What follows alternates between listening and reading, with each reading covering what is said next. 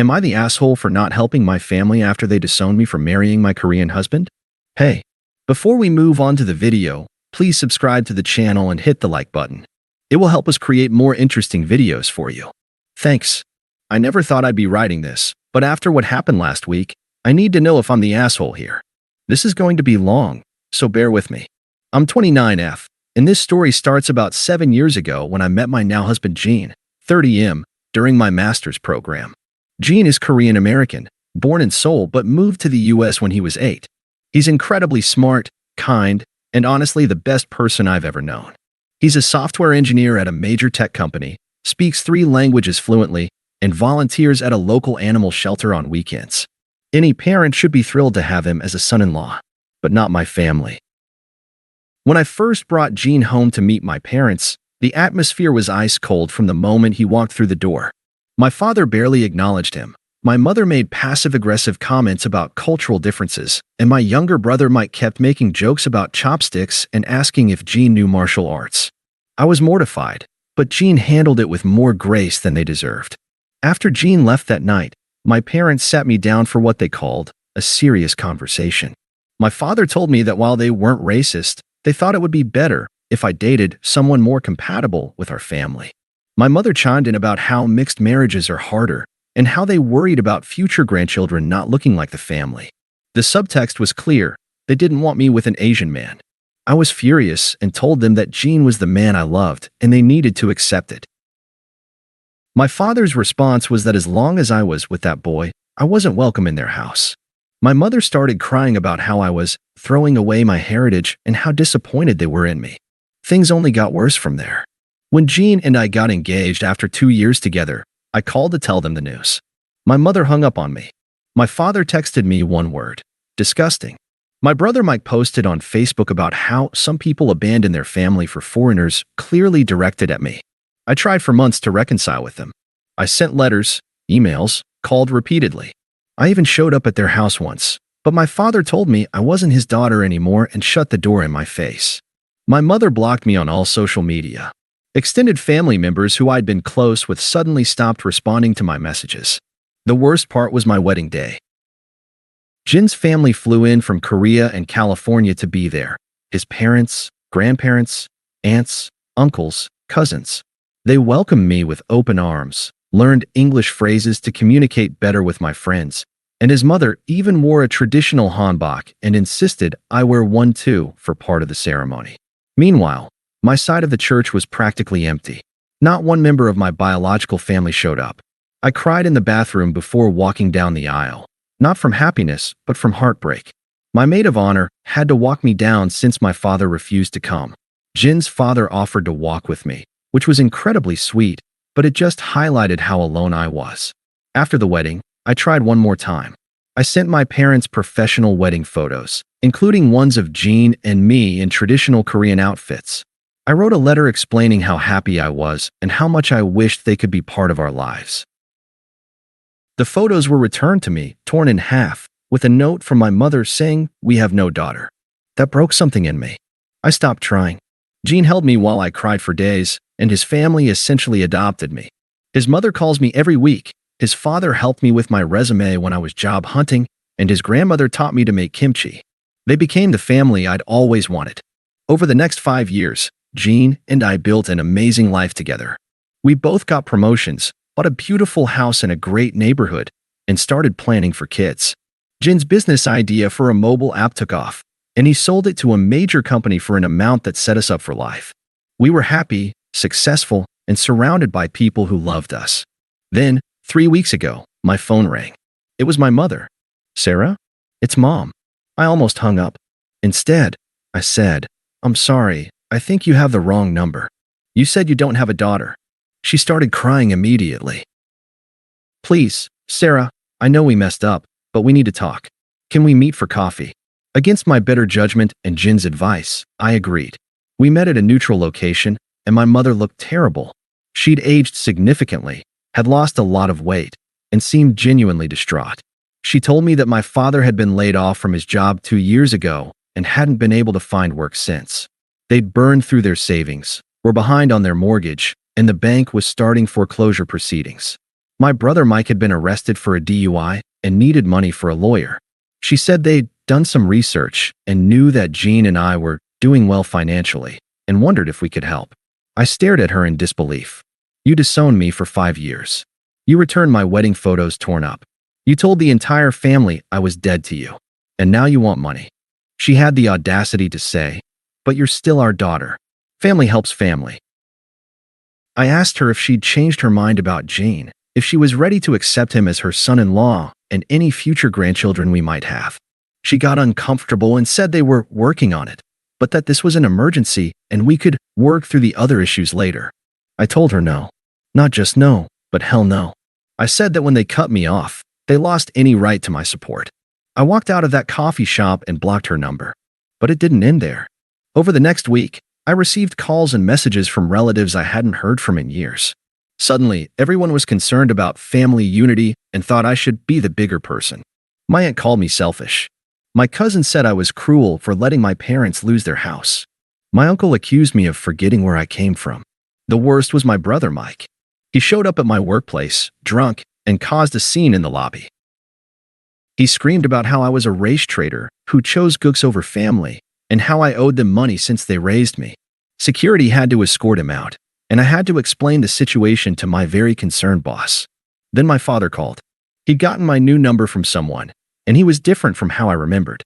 Desperate, he apologized for what he'd said before, claimed he'd grown as a person, and said he was ready to accept Jean into the family. But in the same conversation, he asked me to wire them $50,000 to stop the foreclosure and another $15,000 for Mike's legal fees. I asked him to put his acceptance to the test. I said if he truly accepted Jean, he should come to our house for dinner, apologize to Jean personally, and we could start rebuilding from there. His response? Can't we just skip all that drama and get to the financial part? That told me everything I needed to know. They weren't sorry for their racism or for abandoning me. They were just broke. The final straw came a few days ago. My mother showed up at our house unannounced. Jean answered the door, and she completely ignored him, pushing past him to get to me. She started crying about how they were going to be homeless and how I was the only one who could save them. When Jean politely asked her to leave, she turned on him and said, "This is between real family members. You wouldn't understand." Jean, bless him, kept his cool. But I lost mine. I told her that Jean was more family to me than she'd ever been, that his parents had loved and supported me when my own wouldn't, and that she had exactly 10 seconds to get off our property before I called the police. She left, but not before screaming that I was ungrateful and that she should have known better than to expect loyalty from someone who married outside her race. Now the extended family is blowing up my phone. I'm getting messages calling me heartless, selfish, and a disappointment. They're saying that regardless of past issues, I should help because they're family. Some are even saying that my parents weren't that bad, and that I'm overreacting to what happened years ago. But here's what they don't understand. I tried for 2 years to maintain a relationship with my family after I met Jean. I begged them to give him a chance. I compromised, apologized for things that weren't my fault, and bent over backward to try to keep the peace. They were the ones who drew the line in the sand. They were the ones who said I was dead to them. They were the ones who chose racism over their daughter. And now that they need money, suddenly I'm family again? Suddenly they're willing to work on accepting Jean? It's not genuine. It's desperation, and I refuse to reward their behavior. Jin's parents were visiting when this all went down, and his father said something that stuck with me. Family isn't who shares your blood. Family is who stands by you, supports your choices, and loves you unconditionally. Your parents failed that test. We didn't. I've built a beautiful life without my biological family. Jean and I are happy, successful, and surrounded by people who love us for who we are. We're planning to start a family soon, and I can't imagine subjecting my future children to the kind of conditional love and racism my parents showed me. But the guilt is eating at me. Part of me feels terrible that they might lose their house. Part of me wonders if I should be the bigger person and help them out financially while keeping them at arm's length emotionally. Part of me thinks maybe they have learned from their mistakes, even if their motivations are selfish. Then I remember my wedding day. I remember crying in that bathroom, walking down the aisle alone, and sending photos that came back torn up. I remember being told I was dead to them. I remember 5 years of silence, 5 years of being treated like I didn't exist. They made their choice then. Now I'm making mine. My plan is to maintain no contact. If they lose the house, that's a consequence of their actions, not my responsibility. If they wanted family support, they shouldn't have destroyed the family relationship. I'm going to continue building my life with Gene, his family, and the friends who've stood by us through everything. But I need to know, am I the asshole for refusing to help my family financially after they disowned me for marrying my Korean husband? Am I being too harsh, or am I justified in my decision? Update. Posted 3 days later. I wasn't expecting this to blow up the way it did, but thank you to everyone who commented and shared their own stories. Reading about others who've been through similar situations helped me feel less alone in this. A few things have happened since I posted. First, my story somehow got back to my family, probably through one of the relatives who's been harassing me. My mother called me from a different number, screaming about how I'd embarrassed the family on the internet and how I was airing dirty laundry. She demanded I take the post down. I hung up on her and blocked that number too. Second, Gene and I had a long conversation about everything. He told me he was proud of how I'd handled things and that he'd never wanted to come between me and my family, but he was glad I'd chosen us over their racism. He also said something that really hit home. If they could abandon you once for loving me, they'll abandon you again the moment it's convenient. People like that don't change. They just get better at hiding their true feelings when they need something. Third, some extended family members reached out privately to apologize. Apparently, my parents had told everyone a very different version of events over the years. They'd said I was the one who cut contact, that Gene had brainwashed me against them, and that I'd become too good for the family. Several relatives said they had no idea how badly my parents had treated me and Gene, and they apologized for believing the lies. Most importantly, I found out what really happened with my parents' financial situation. It turns out my father wasn't just laid off. He was fired for making racist comments to a coworker. The coworker was Asian, and my father apparently made several comments about people like that taking jobs from real Americans. When HR investigated, they found a pattern of discriminatory behavior. He was terminated and blacklisted from his industry. My brother Mike's DUI wasn't his first. He's had multiple arrests, and my parents have been bailing him out for years, which contributed to their financial problems. The money they want from me isn't just for the house, it's to continue enabling his destructive behavior. Learning all this has actually made me feel better about my decision. My father lost his job because he couldn't stop being racist. My parents are broke because they kept throwing money at my brother's problems. And they want me to bail them out so they can continue the same patterns that got them into trouble in the first place. I'm done feeling guilty. Gene and I are going to focus on our future together. We're actually expecting our first child, found out yesterday, and I want my kids to grow up surrounded by love and acceptance, not conditional affection and prejudice. To everyone asking about Jin's family, they're incredible. When Gene told them I was pregnant, his mother literally started crying with joy and immediately began planning to fly out to help when the baby comes.